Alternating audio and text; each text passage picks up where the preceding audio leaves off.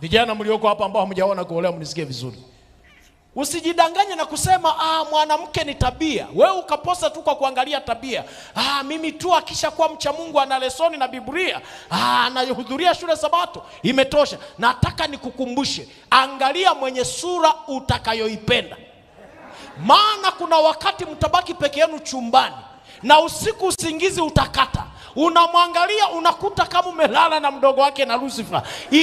Itakugharimu. Tafuta kifaa ambacho hata utatangulizana nacho useme oh yes. Jichanganye tu seme tuliambiwa mwanamke ni tabia.